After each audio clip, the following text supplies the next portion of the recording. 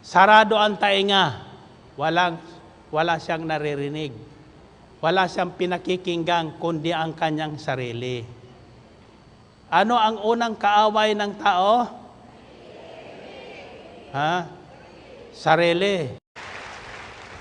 Isang araw man lang sa isang linggo. Isang araw lang ilalaan natin sa Panginoon. Ako'y naglalaan ng araw para humingi ng tulong sa Diyos. Ano ang kailangang malaman ng tao ngayon? Kaya pag-araw ng Biyernes, pagkatapos ng jogging kasama ang ating mga katulong manggagawa dito, ako'y nasa bahay lang.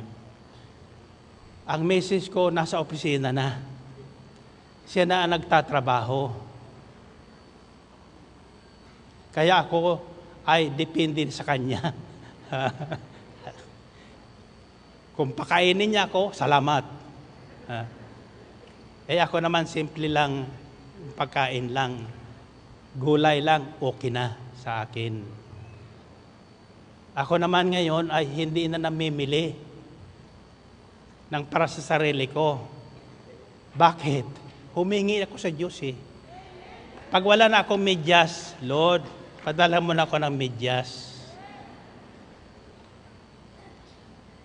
Pag wala na akong isusuot na damit, Lord, yung large at saka branded.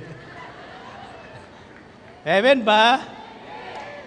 Pag tayo ay namuhay ng ayon sa kalooban ng Diyos, ang sinabi sa panalangin na tinuro sa atin ng Panginoon, sundin nawa ang loob mo dito sa lupa para nang sa langit. Kaya pag nasunod natin ang kalooban ng Diyos, para na tayong nasa langit. Nasa lupa pa tayo, pero namumuhay na tayong para na nasa langit. Kaya wala na tayong takot mamatay, wala tayong takot nakawan, wala tayong takot iwan ng asawa, iwan ng kaibigan. Bakit? Mayroon tayong isang kaibigang hindi tayo iiwanan. Si Kristo Jesus, na nag-alay sa atin ng buhay.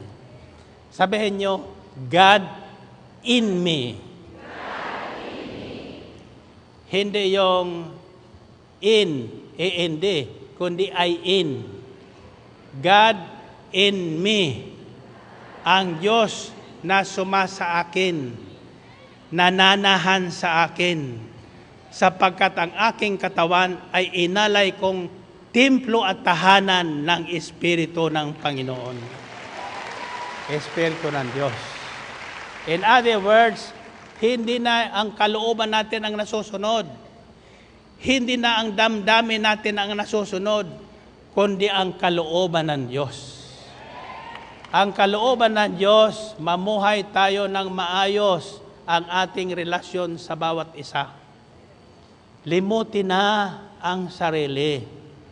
Amen ba? Ialay na natin sa Diyos ang bawat sandali at bawat bahagi ng ating katawan. Kung kailan niya bubuhayin yan, hanggat gusto mo. Hanggat gusto mo. Bakit?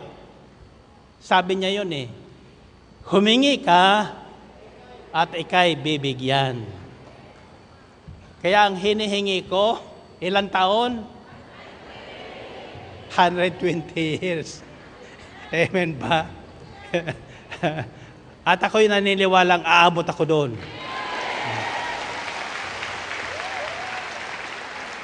Yung hindi naniniwala, hindi na tayo magkikita doon. Amen ba? Sino ang gustong umuwing maluwag ang kalooban? Sino ang gustong umuwi na may bagong buhay?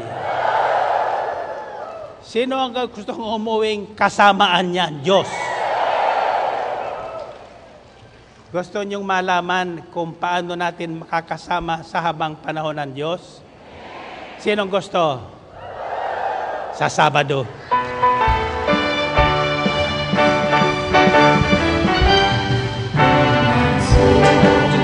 Magpalagi, simulan at tapusin ang gawain, at may mahal na dapat sasabihin ang punong lipon natin.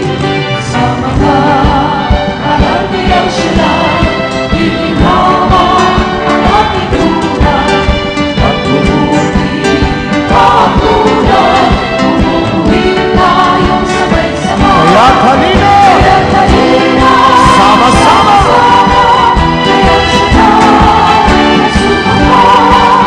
At ito ating ipapangako, babalik tayo with the blessed Sabado. Pagpalagi, simulan at tapusin ang gawain, at may mahal na dapat sasabihin ang punong lipon natin. sa mga araw, Sa mga karamihan siya, ginhawang iyong buhay. itinama ang ating buhay. Pagbubuti, pagkulay, umuwi tayo Nasa bahay, kaya't halina, sama-sama, kaya't siya na ay sumapat. At ito'y ating ipapangako, babalik tayo with the blessed Sabado. Kaya't halina, sama-sama, kaya't siya na ay sumapat. At ito'y ating ipapangako, babalik tayo with the blessed Sabado. Babalik tayo with the blessed Sabado. Babalik tayo with the blessed Sabado. Purihin ang Panginoon. Okay, tas kamay. Tuturuan ko pa kayo, simple lang ito, ha? Pagising nyo sa umaga, o bago kayo matulog ngayon, simple lang ang panalangin. Sa ngalan ng Ama, ng Anak, ng Espiritu Santo. Amen. Diba? Tapos, higa ka na, tulog. Pagising mo sa umaga, unang gagawin mo rin, sa ngalan ng Ama, ng Anak, ng Espiritu Santo.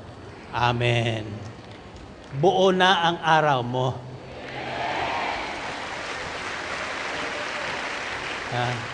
Tatandaan nyo ang ibig sabihin ng cross. Ang cross, dalawa ang nirepresenta niyan. Karunungan at kapangyarihan ng Diyos. Pangalawa, relasyon natin sa Diyos at sa ating kapwa. Ibig sabihin, sisikapin natin maghapon na ang ating relasyon sa ating kapwa at sa ating Diyos ay ayos. Ayos na ayos. Okay. Taas ang kamay. Gusto niyong umuwing kasama ang Diyos? Pagtapong ko sa inyo, itong gagawin nyo. Sa ngalan ng Ama, ng Anak, ng Espiritu Santo. Amen. Lalakasan nyo